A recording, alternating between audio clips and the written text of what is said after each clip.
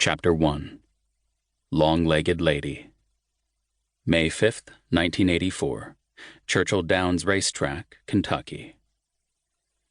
A girl with long red hair, perhaps 8 years old, was sitting high atop her father's shoulders, watching the horses load into the gate for the 110th running of the Kentucky Derby.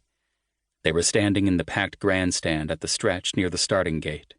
Nearly a quarter mile separated them and the finish line. She was holding a sign that read, "Beat the boys, Althea." She wanted to see a female horse win the prestigious race, something that a filly had accomplished only twice since 1875.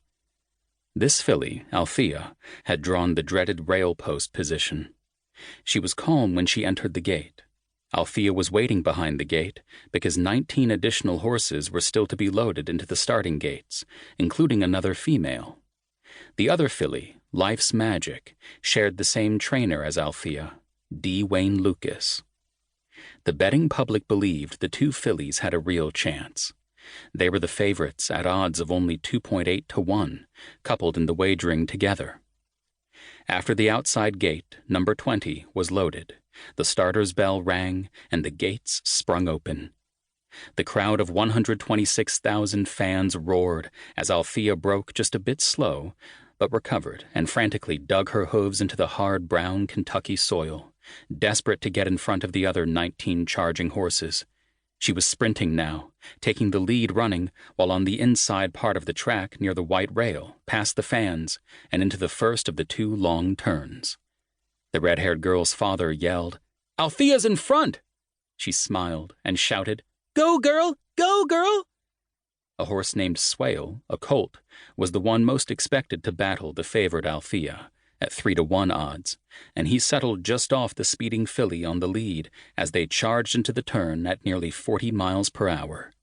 With the sound of 80 hooves pounding into the track, all horses were seeking the immortality of a Derby win for their trainers and owners. Althea now opened up on Swale by 1.5 lengths into the first left-handed turn. The 71-year-old trainer of Swale was Woody Stevens of Kentucky, and like many successful older men, he had lost his politically correct filter some years before. Just that morning, he had yelled to Lucas, "Damn it, Wayne, keep your fillies out of my way."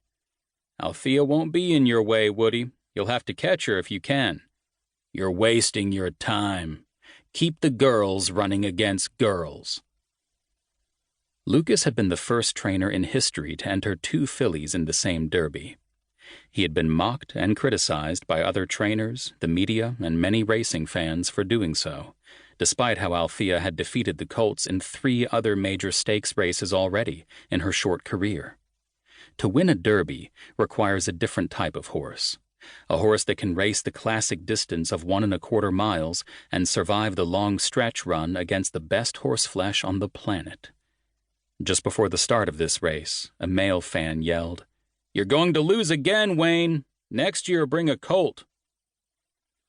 So far, in the 1984 Kentucky Derby, Lucas looked like a genius as Althea led the thundering pack into the backstretch. Hooves pounding, Swale and Althea were throwing back chunks of dirt into the faces of their nearest pursuers, nearly 2 lengths behind them. Swale began his attack on her outside right flank, challenging her for the lead.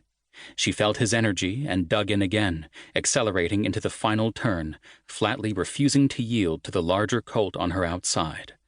The huge, raucous crowd had wagered $25 million, and the anticipated battle between the 2 betting favorites was on. Now the red-haired girl could see the horses charging directly toward her position near the rail at the start of the stretch. "Come on, Althea! You can do it, girl!"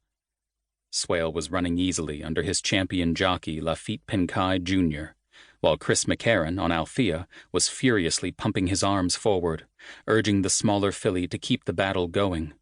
She fought gamely to hold the second position as Swale rushed past, but the colts were making their ambitious stretch assaults now. The other filly, Life's Magic, was caught in a wall of horses and making no impact. Pincaille, one of the most physically powerful riders in history, urged Swale forward with his piston-like arms, matching in exact rhythm the colt's giant strides. to keep listening to this audiobook. I've left you a link in the description so you can do it at no cost thanks to Audible's 30-day free trial.